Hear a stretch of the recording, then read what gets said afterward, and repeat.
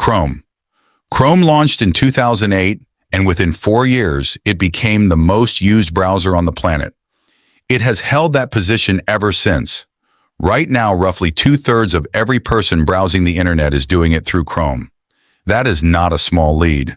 That is complete domination. Google built Chrome because they were tired of the internet being slow. In 2008, the dominant browsers were Internet Explorer and Firefox, and both of them were sluggish, crashed constantly, and could not keep up with what Google needed the web to do.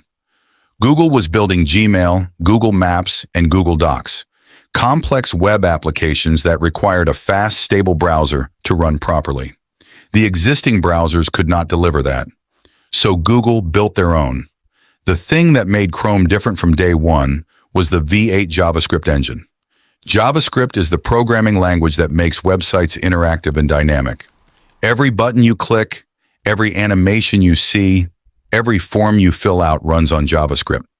Chrome's V8 engine processed JavaScript faster than anything that existed before it. Websites that felt sluggish in other browsers loaded instantly in Chrome. Chrome also introduced the idea of process isolation. Every tab in Chrome runs as its own separate process. This means if one tab crashes, it does not take down the entire browser. Before Chrome, a single bad web page could freeze your entire browser and lose everything you had open. Chrome made that problem disappear. The downside that Chrome became famous for is RAM. Chrome uses more memory than any other browser. Open 20 tabs and Chrome will consume enough RAM to make older computers visibly slow. Google has improved this significantly over the years, but the reputation has never fully recovered. Chrome is also deeply connected to Google's data collection infrastructure. Every search, every website visit, every click can feed back into Google's advertising systems if you are signed into your Google account. For most people, this is an acceptable trade. For privacy-conscious users, it is a deal breaker. Edge.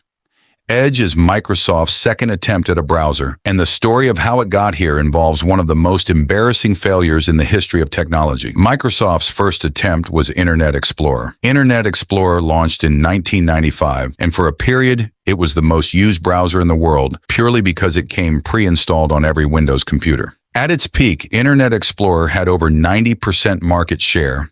Then it stopped improving. Microsoft had won the browser wars, and they got comfortable. They slowed development, ignored web standards, and left security vulnerabilities unfixed for years. Developers hated Internet Explorer. Building websites that worked correctly in IE required enormous extra effort because IE implemented web standards differently from everyone else.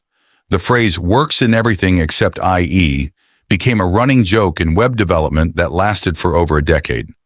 Microsoft tried to fix this with a new browser called Edge in 2015. The original Edge was built from scratch with a new rendering engine.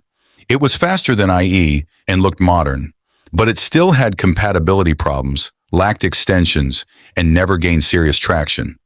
Users ignored it. In 2020, Microsoft made the decision that changed everything. They scrapped their own rendering engine entirely and rebuilt Edge on Chromium, the same open-source foundation that powers Chrome. The new Edge launched, and it was genuinely good. Fast, compatible with all Chrome extensions, lower RAM usage than Chrome, and built-in features like a PDF editor, vertical tabs, and a reading mode that Chrome did not have. Edge is now the second most used desktop browser in the world, not because people chose it enthusiastically, but because it comes pre-installed on every Windows computer, and it is finally good enough that people do not feel the urgent need to replace it. Safari. Safari is Apple's browser, and it runs on every iPhone, iPad, and Mac ever made. On mobile, Safari has the second largest market share of any browser in the world, purely because of how many iPhones exist. Apple built Safari in 2003 because they did not want to depend on Microsoft's Internet Explorer for Mac. They built Safari on an open-source rendering engine called WebKit. With things Safari does better than any other browser is battery life. On a MacBook, switching from Chrome to Safari can add 1 to 2 hours of battery life to your session. This is not a minor difference. Apple has optimized Safari specifically for Apple Silicon, and the integration between the browser and the hardware is tighter than anything a third-party browser can achieve on a Mac. Safari also has the strongest privacy defaults of any major browser. Intelligent tracking. Prevention blocks advertisers from following you across websites. Fingerprinting protection makes it harder for websites to identify your device. These features are on by default without any configuration required. The weakness of Safari is that it only runs on Apple devices. If you use a Windows PC or an Android phone, Safari is not available to you. And Safari has historically been slower to implement new web standards than Chrome and Firefox. Developers have a complicated relationship with Safari. Because Safari is the only browser allowed on iPhone, every web developer must test their work in Safari. Some in the web development community have started calling Safari the new Internet Explorer. Firefox. Firefox launched in 2004, and it was a revolution. It arrived at a time when Internet Explorer had 90% market share and was actively getting worse. Firefox was fast, had tabbed browsing, had extensions, respected privacy, and was built by a non-profit organization called Mozilla, whose stated mission was to keep the internet open and free.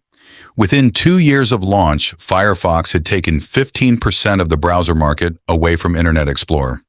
For a free product built by a nonprofit, this was extraordinary.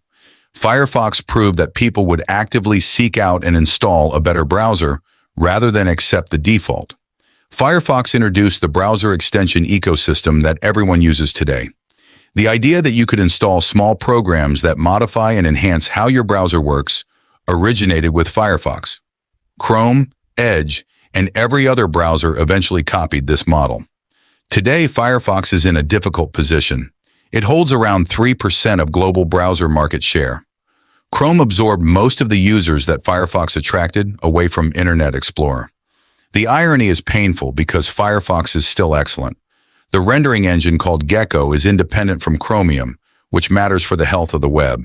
If every browser uses the same engine, whoever controls that engine controls what the web can do.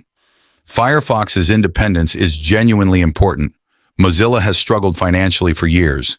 The majority of their revenue comes from a search deal with Google, which means Google is essentially funding the browser that competes with Chrome. Brave. Brave launched in 2016 and was built by Brendan Eich, one of the co-founders of Mozilla and the person who created JavaScript. Brave's entire identity is built around one idea. The current advertising model of the web is broken, and Brave is going to fix it. The standard web browsing experience in 2024 involves being tracked by dozens of advertisers on every website you visit. Your behavior is collected, packaged, and sold to companies you have never heard of. Brave blocks all of this by default. No configuration required. Every tracker blocked. Every third-party ad blocked out of the box. Because Brave blocks ads and trackers, pages load significantly faster. Brave published benchmarks showing it loads pages up to 3 times faster than Chrome on mobile. Brave also has its own advertising system called Brave Ads. Users can opt in to see privacy-respecting ads and get paid in a cryptocurrency called Basic Attention Token for viewing them. This is a completely different model from every other browser. You are the one getting paid to see ads instead of the website. The criticism of Brave is that it occasionally inserted affiliate links into URLs, replacing the original referral codes with Brave's own codes to earn cryptocurrency commissions. This was discovered in 2020 and caused significant backlash. Brave apologized and removed the behavior, but the trust damage was real. Opera. Opera is the oldest browser on this list that people have mostly forgotten about. It launched in 1995, the same year as Internet Explorer, and spent decades being the most innovative browser that nobody used. Opera invented tabbed browsing, not Chrome, not Firefox, Opera. In 2000, 5 years before Firefox made tabs mainstream, Opera had them. Opera also invented speed dial, built-in pop-up blocking, and mouse gestures.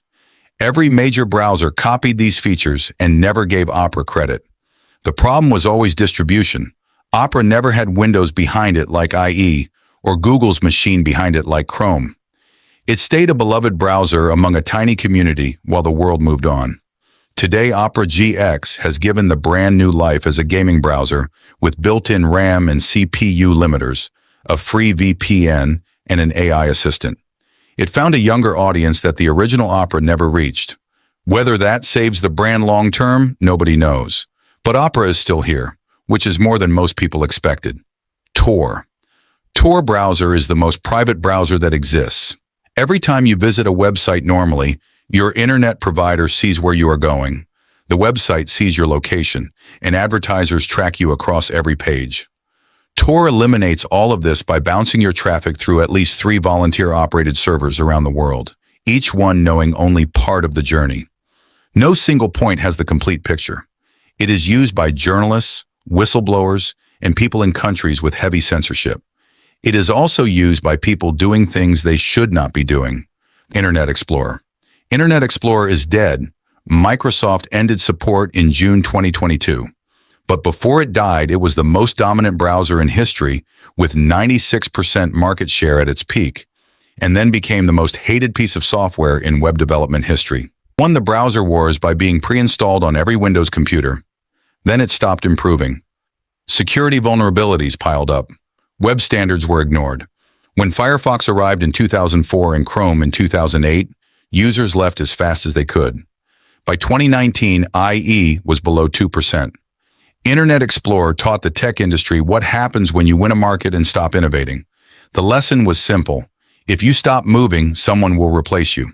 Some companies learned it, some did not.